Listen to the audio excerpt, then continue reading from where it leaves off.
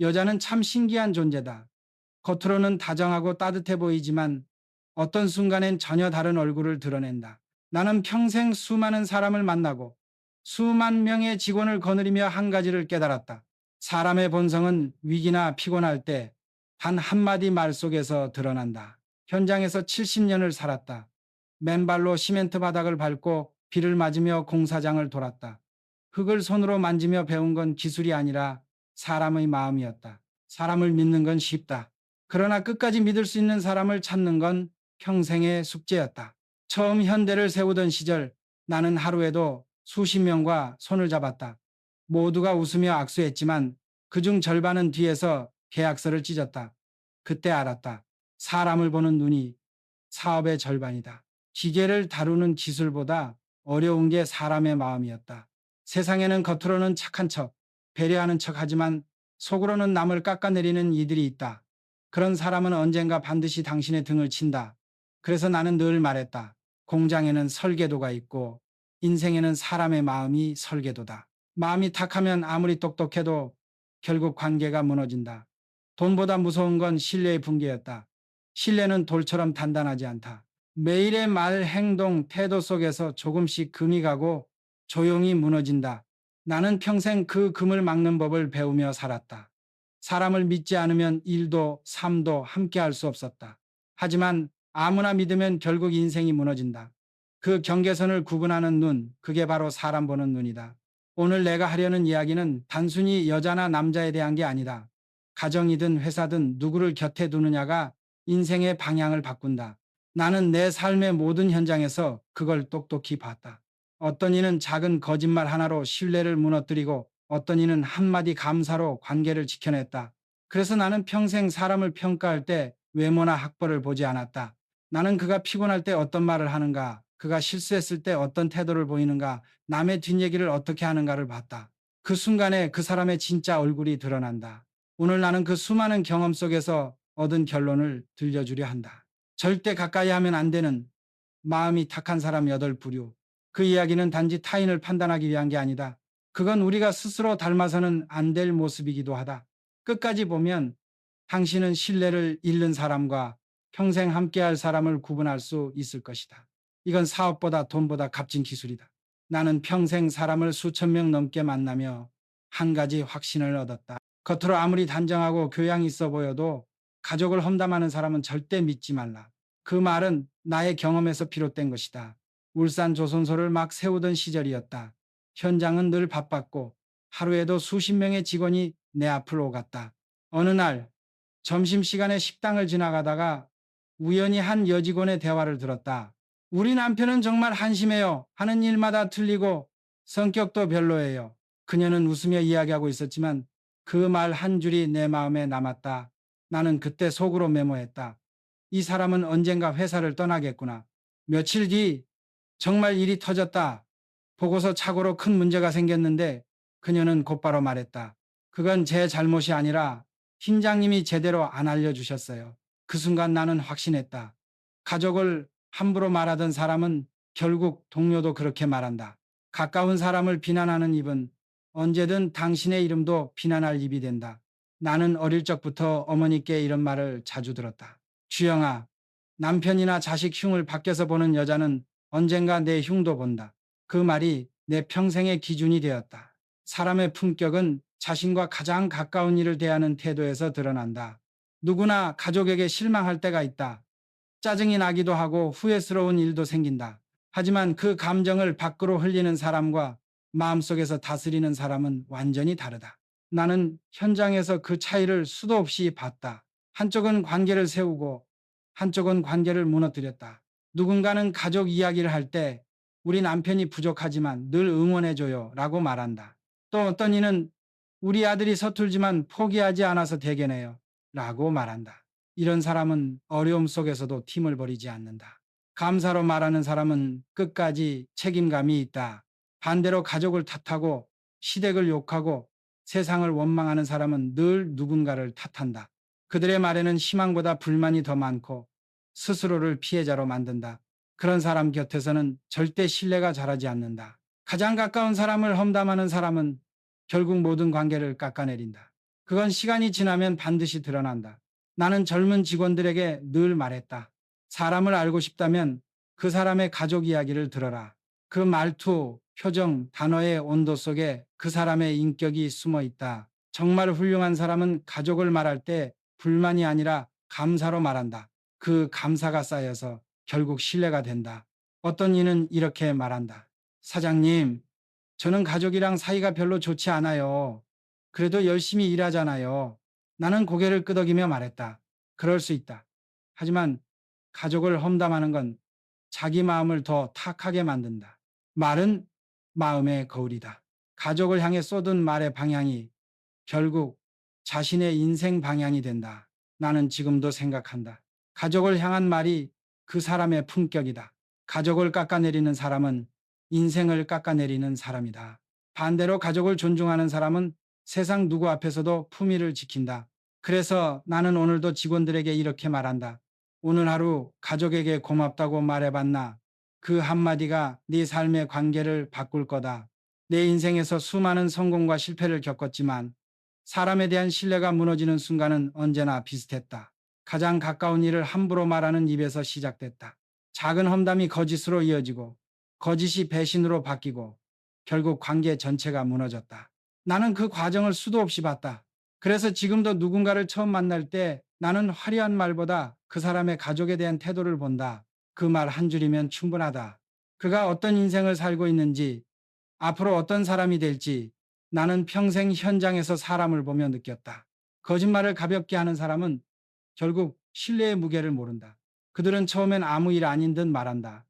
그냥 상황이 그랬어요. 조금만 속이면 되잖아요. 하지만 그 작은 거짓 하나가 결국 사람을 잃고 회사를 잃고 인생을 무너뜨린다. 1970년대 중반이었다.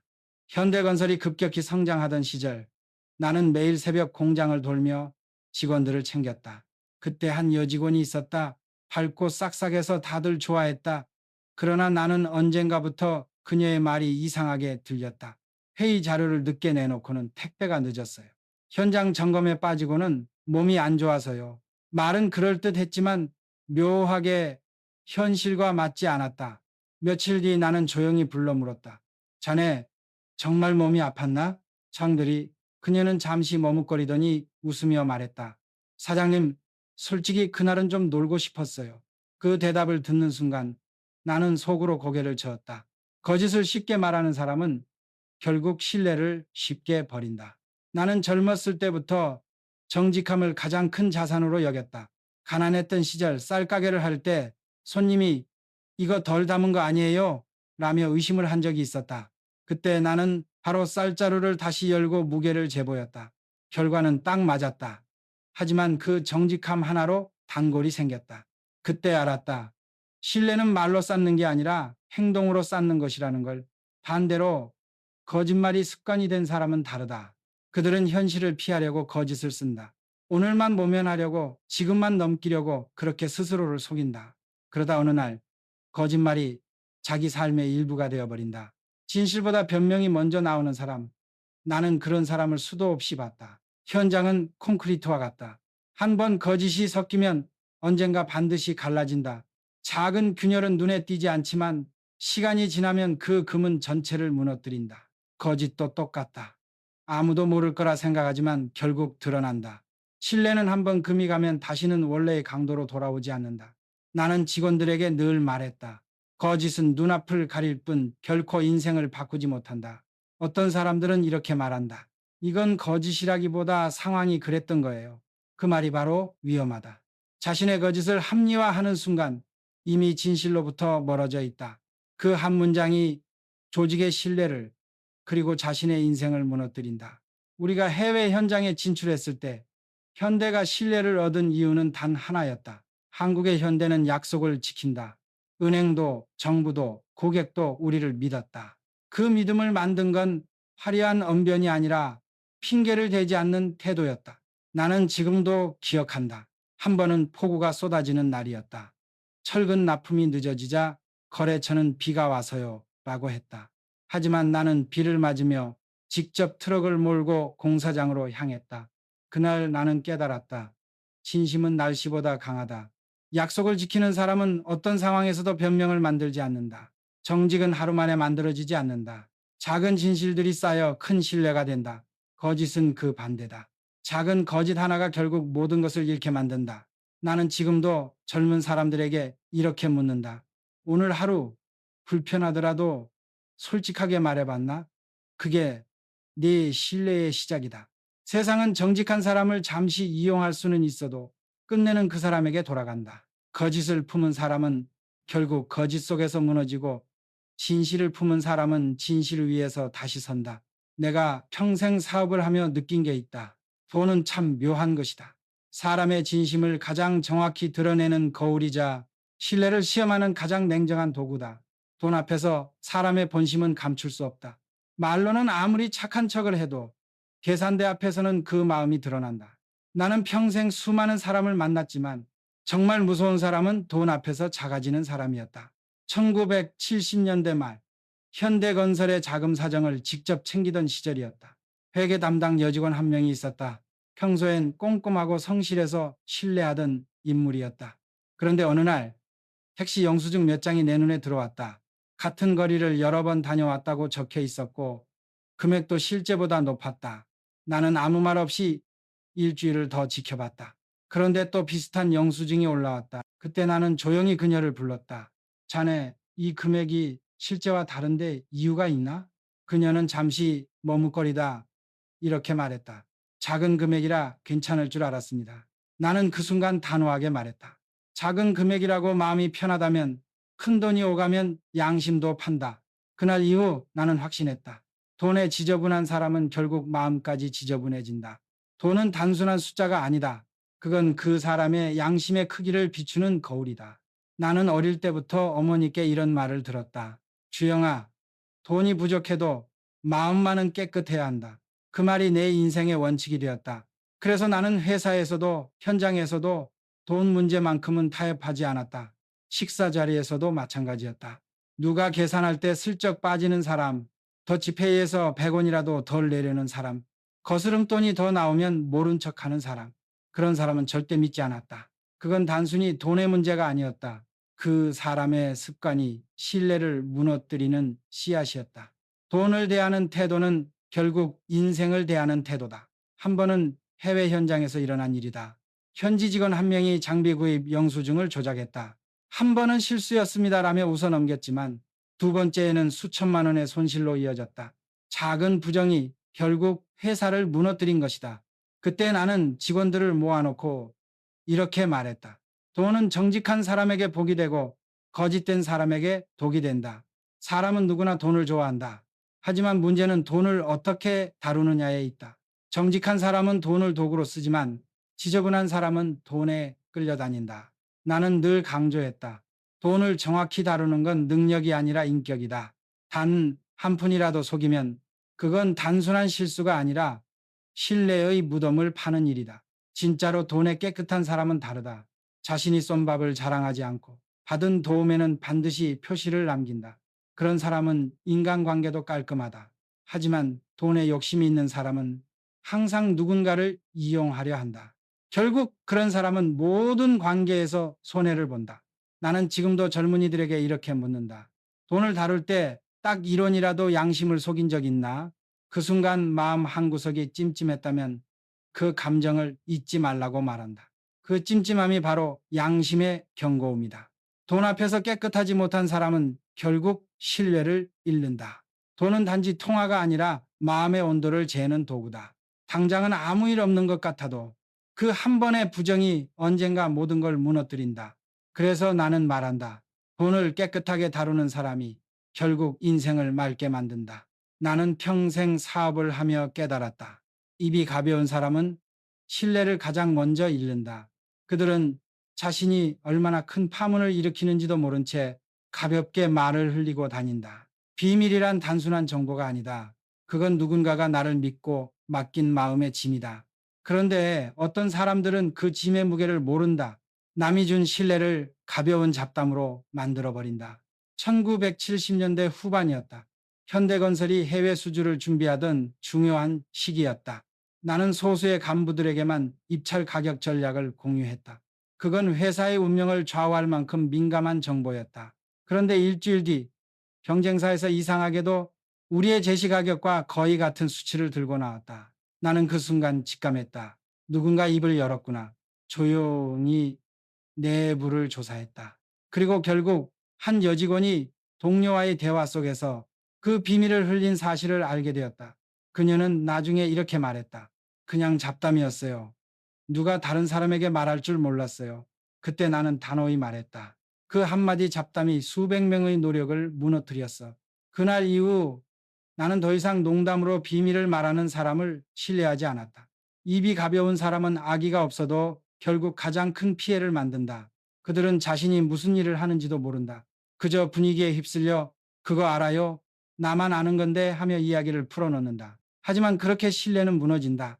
나는 이후로 중요한 이야기는 항상 입이 무거운 사람에게만 했다. 비밀을 맡길 수 있는 사람은 많지 않다.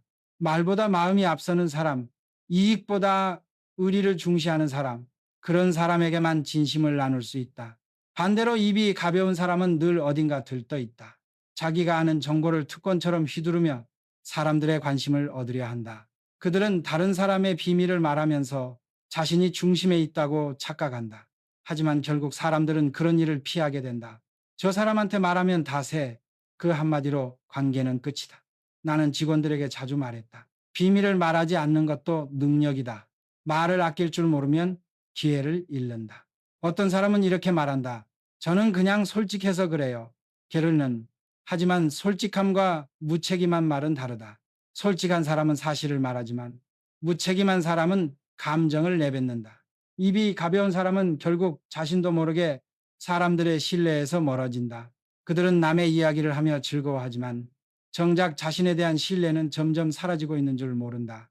나는 지금도 기억한다. 한 번은 해외 현장에서 한 직원이 내게 다가와 사장님, 저 비밀 하나 알고 있어요. 라고 했다. 나는 그 말이 끝나기도 전에 대답했다. 그럼 그건 더 이상 비밀이 아니네. 그 직원은 멋쩍게 웃었지만 그날 이후 나는 그 사람에게 다시는 중요한 일을 맡기지 않았다. 말은 한 번 나가면 돌아오지 않는다. 마른 사람의 무게를 대신한다. 입이 가벼운 사람은 결국 신뢰를 가볍게 여기는 사람이다. 비밀을 지킨다는 건 단순한 예의가 아니다. 그건 사람으로서의 품격이다. 나는 지금도 이렇게 말한다. 비밀을 끝까지 지켜본 사람만이 진짜 신뢰를 받을 자격이 있다. 나는 평생 수많은 사람을 가르치고 꾸짖으며 한 가지를 확신했다. 지적을 받으면 화내는 사람은 절대 성장하지 않는다. 사람은 누구나 실수를 한다. 하지만 그 실수를 대하는 태도는 각자 다르다. 어떤 사람은 고개를 숙이고 감사합니다. 다음엔 고치겠습니다. 라고 말한다. 또 어떤 사람은 왜 저만 뭐라고 하세요? 하며 얼굴을 붉힌다. 그 두 사람의 차이는 단순한 성격이 아니라 삶을 대하는 자세의 차이였다. 1980년대 초 현대건설이 급성장하던 시절이었다. 한 번은 현장 서류 정리가 엉망이 되어 큰 혼선이 생겼다. 나는 담당 여직원을 불러 말했다. 이건 이렇게 정리하면 안 되지. 다음엔 순서를 명확히 해. 그런데 그녀는 냉정하게 대답했다. 다른 사람들도 다 이렇게 합니다. 왜 저만 문제 삼으세요? 그 한마디에 나는 속으로 고개를 저었다. 그녀는 자신이 잘못을 고치기보다 책임을 피하려 했다. 그 후에도 그녀는 같은 실수를 반복했다. 그때 나는 다시 한번 깨달았다. 지적을 받아들이지 못하는 사람은 결국 그 자리에서 멈춘다. 성장은 언제나 불편함 속에서 일어난다. 지적을 들을 때 부끄럽고 자존심이 상해도 그 순간을 넘기면 발전이 시작된다. 나는 젊은 시절 수없이 지적을 받았다. 당시 현대 초창기에 기술 고문으로 계시던 선배가 내게 말했다. 정 사장, 추진력은 좋은데 세부 관리가 엉망이요. 그 말이 얼마나 자존심을 상하게 했는지 모른다. 하지만 나는 그날 밤 내내 도면을 붙잡고 다시 검토했다. 다음 현장부터는 단 한 번도 서류 문제로 지적받지 않았다. 그때 알았다. 지적은 나를 성장시키는 가장 값싼 선물이라는 걸. 반면 지적을 받으면 화내는 사람은 그 선물을 거절한다. 그들은 항상 말한다. 제가 뭘 그렇게 잘못했어요? 강정서. 다른 사람도 마찬가지잖아요. 그 말 속에는 겸손이 없다. 그들은 배우지 않으려 하고 결국 주변의 신뢰를 잃는다. 나는 직원들에게 자주 말했다. 화내는 건 본능이지만 그 본능을 이기는 사람이 프로다. 현장은 냉정하다.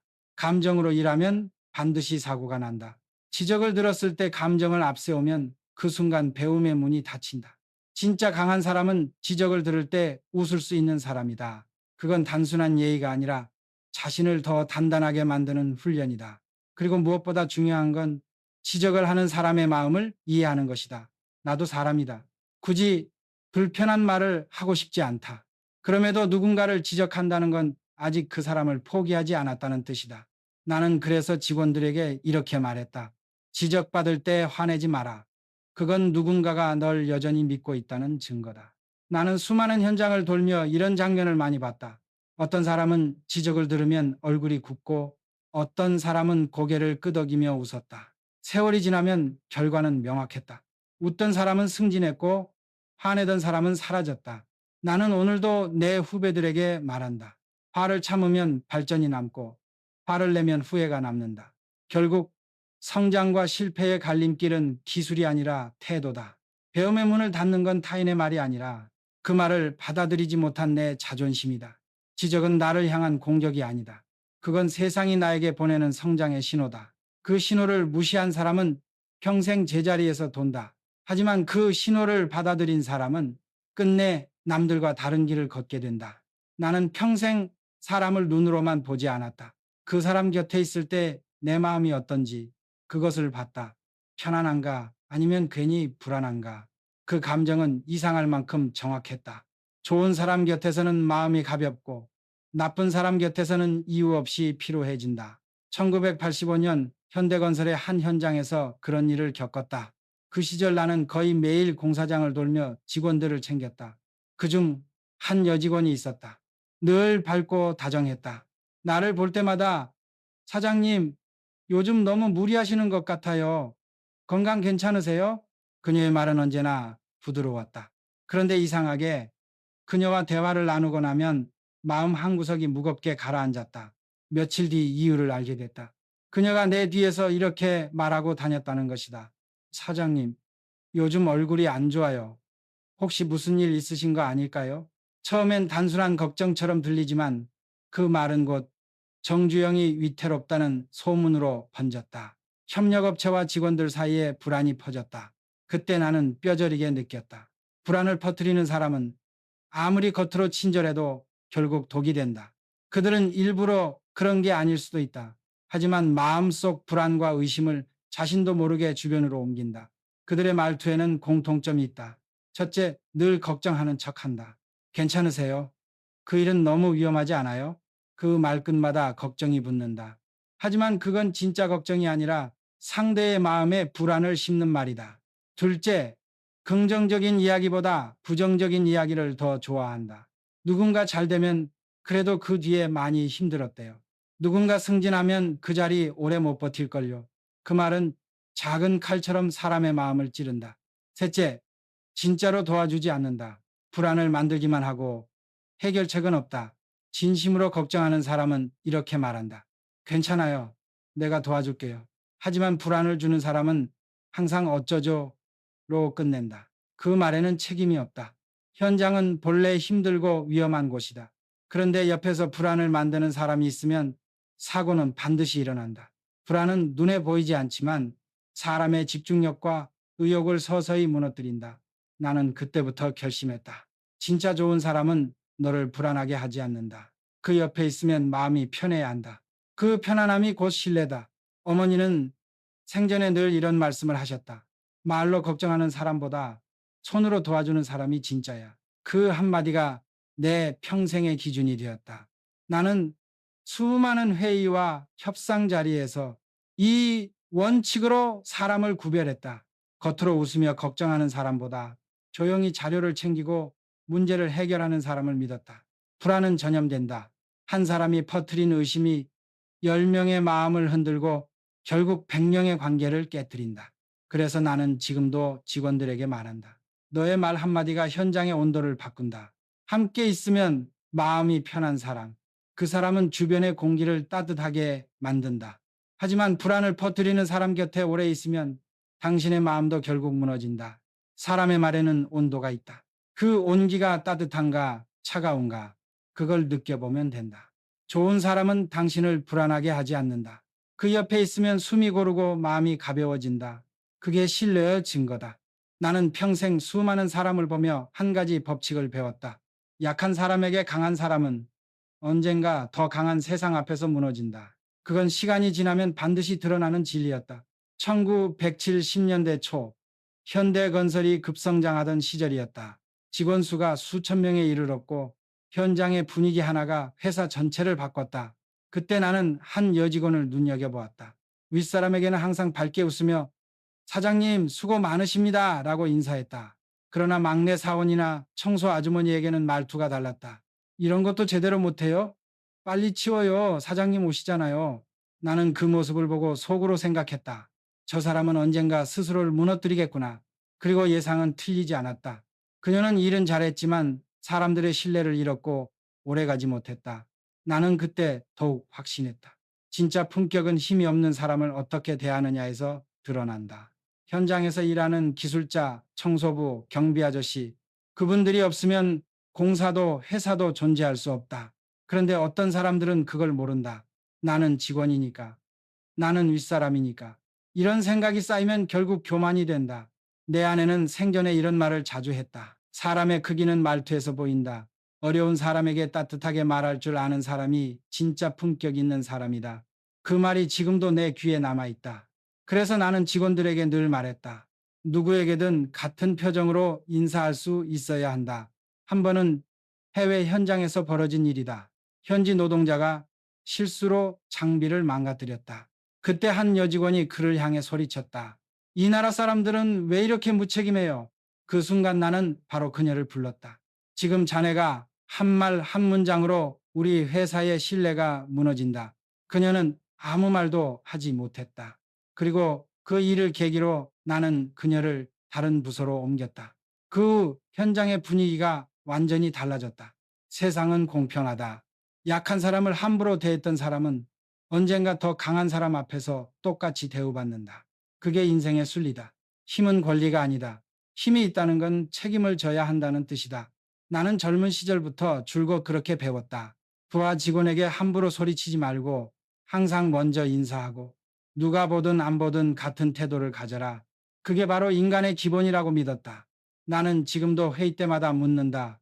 자네, 오늘 누구에게 목소리를 높였나? 그 질문에 잠시 멈추고 생각하는 사람은 결국 성장한다.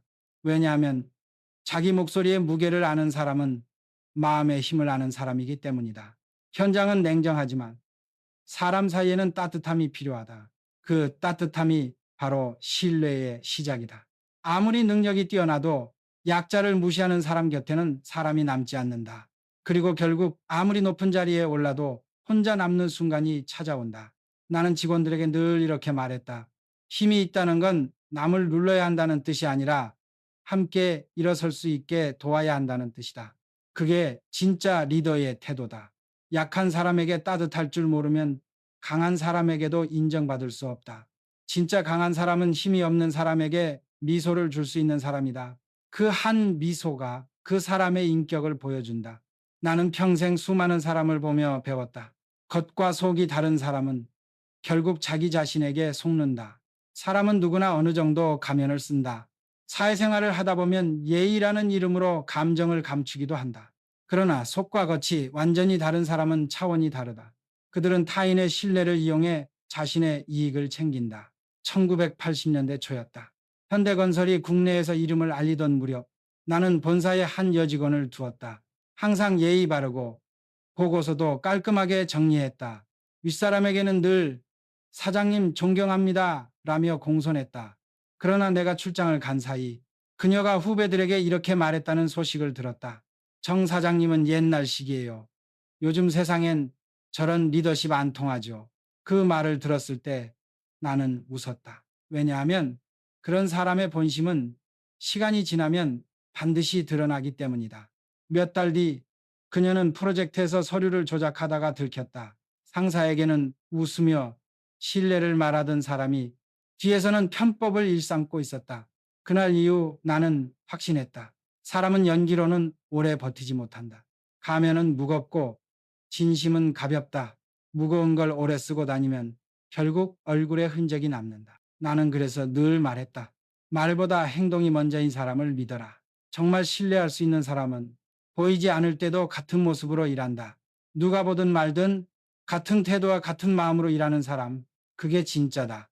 한 번은 울산 조선소 공사 현장에서 폭우가 내리던 날이었다.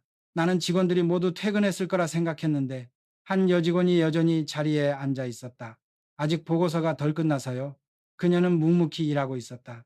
아무도 없을 때, 누구도 보지 않을 때 그녀는 진심으로 일하고 있었다.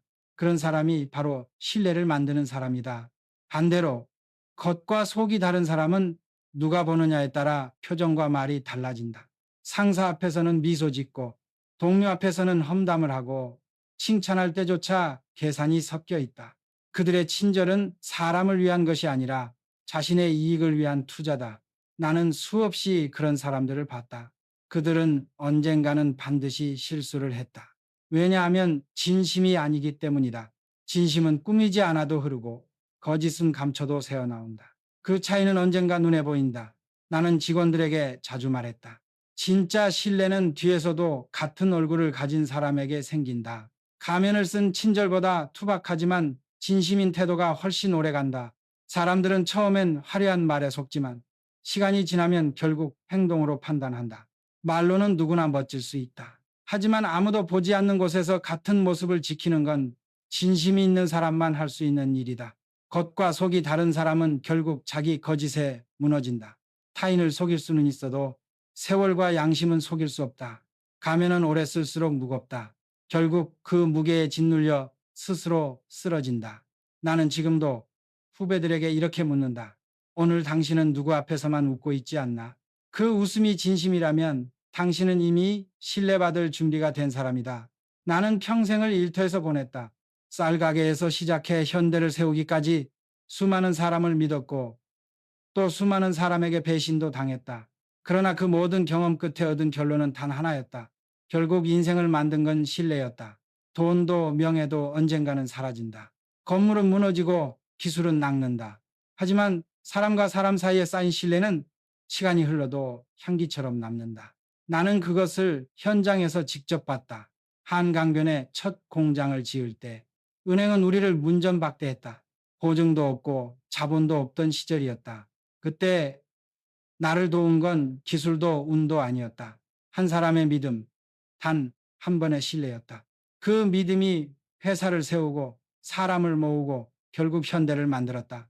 나는 사람을 볼 때 외모도 학벌도 말솜씨도 보지 않았다. 그가 없는 자리에서 어떻게 말하는가, 그가 약자에게 어떤 태도를 보이는가, 그 한 가지면 충분했다. 사람의 진짜 얼굴은 그곳에 있다. 오늘 내가 이야기한 8부류, 가족을 험담하는 사람, 거짓말을 가볍게 하는 사람, 돈에 지저분한 사람, 입이 가벼운 사람, 지적을 받으면 화내는 사람, 함께 있으면 불안을 퍼뜨리는 사람, 약한 사람에게 강한 사람, 겉과 속이 다른 사람, 이건 단순히 피해야 할 사람의 목록이 아니다. 이건 우리가 닮아서는 안 될 모습의 거울이다. 반대로 그 반대의 모습을 가진 사람이 끝까지 신뢰받는 사람이다. 가족을 존중하고 진실을 말하고 돈을 깨끗이 다루고 비밀을 지키고 지적을 감사히 받고 곁을 편하게 하고 약한 사람에게 따뜻하고 앞뒤가 같은 사람. 그런 사람이 결국 인생의 모든 순간에서 이긴다. 나는 직원들에게 자주 말했다. 사람의 인생은 능력보다 신뢰의 무게로 평가받는다. 능력은 한때 빛나지만 신뢰는 향기처럼 오래간다. 그 향기가 남는 사람. 그 사람이 진짜 성공한 사람이다. 이제 당신이 해야 할 일은 단순하다. 겉으로 번지르한 말보다 묵묵히 약속을 지키는 사람을 가까이 하라. 그리고 스스로 그런 사람이 되어라. 그게 인생의 진짜 성공이다. 나는 가난한 농가의 아들로 태어나 수백만 명의 일터를 세웠지만 마지막까지 내 곁에 남은 건 돈도 명예도 아니었다. 끝까지 내 곁에 남은 건 나를 믿어준 사람들, 그리고 내가 믿은 사람들 뿐이었다. 신뢰는 말로 쌓지 않는다. 작은 행동 하나, 작은 약속 하나를 지킬 때 생긴다. 그게 인생을 지탱하는 가장 단단한 기둥이다. 해봤나? 오늘 하루 누군가의 믿음을 지켜본 적 있나? 그 한 번의 선택이 당신의 인생을 바꾸는 씨앗이 될 것이다. 좋은 사람을 알아보는 눈을 가진 사람은 결국 자신도 좋은 사람이 된다. 그게 내가 평생 살아보며 얻은 가장 확실한 진리다.